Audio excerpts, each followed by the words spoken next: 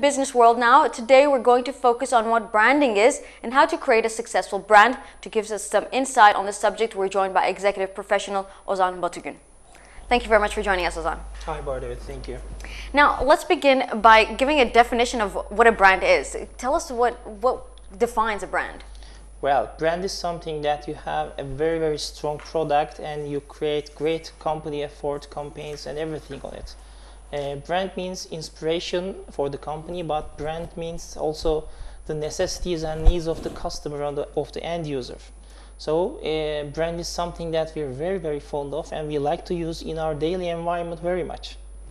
So it's what we have all around us on a daily basis. Yes. Okay, so what creates a brand though? Is it, what creates a strong brand maybe?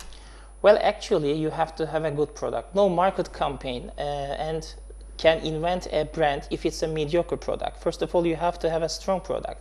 For example, there are some of the drinks, you know, the famous Coca-Cola story. They are the #1 brand in world history now, and according to Interbrand survey in 2010, they are the best brand of the year. But if you just examine Coca-Cola example, they have Nestle, they have Burn, they have Sprite, and they have many various kinds of products. So if you have a good product, then you have a good portfolio also. That's something very important. But on the other hand, brand is something that we perceive very easily. For example, let's take the example of Facebook. You know, it was a platform that was used between Harvard Business School students, but then it became $1 billion brand. And now most of the users are from Turkey. So brand is something that we perceive very much. And on the other hand, if you look at the example of Apple, you know, the legendary fruit Apple, but we perceive it as a high-end art. So brand is something that we have some emotional influence on. Yeah, it seems like when we're talking about an apple, you can't even think of the fruit anymore. You have to think of the brand. It's crazy. Yes, and there's one crucial thing. For example, you may use your laptop in any case, but the most serious thing is that when you lose your laptop, you feel sorry for your data. And the laptop itself in the secondary value. But if you lose your MacBook Air or iPad, so then you feel sorry for your product also. So if you make an emotional connection between you and the product, between consumer and the product, then that's what the brand is. So emotions are very critical there. Yes. But how do they create these emotions? How do we get so attached to these brands? Well, that's the role of marketing and that's the key of marketing. And how can I say, they try to create many things, but in Turkey, when we just look at the companies more, we are just lacking something. And for example, if you want to create an excellent brand, you have to make some plans. In Turkey, most of the companies make strategic plans, tactical plans, sales and marketing plans for the next 5 years, for the next 10 years. But we see that most of them forget to make brand plans. So that's a very key issue. And on the other hand, we must separate strategic marketing from daily based operational marketing. In my view, most of the companies should have 2 different marketing departments. One of them should be taking care of the daily sales activities and it should be operational marketing. But there may be some other people that just start to create value for the company for the long-term strategic goals, and that's what branding is. If you just hire a brand manager, a marketing manager, they're just mid-level positions and those people will leave your company in 5 years' time if they don't promote. So you cannot expect them to create your branding strategy knowing their situation. That's a very important key issue, and as Turkish markets, we must focus on this very well. Yeah, I think one of the problems I see in Turkey is that we're very short-term people. Yes. Right? Daily-based living. Daily-based people, yeah. And in different countries, where would you give an example where you can see the best long-term thinking people, yes. right?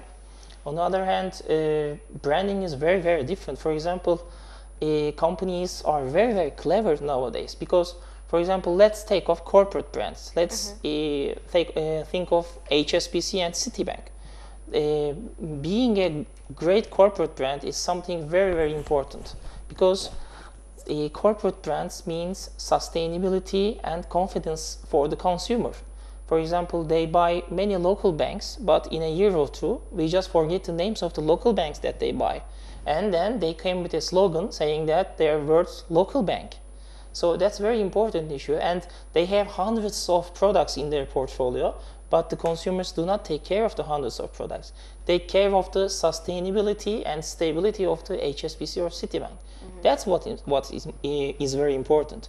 And on the other hand, but there's a very thin line during this period, because some companies are very afraid of the thing that corporate brands may ruin their portfolio during the trouble of one personal item.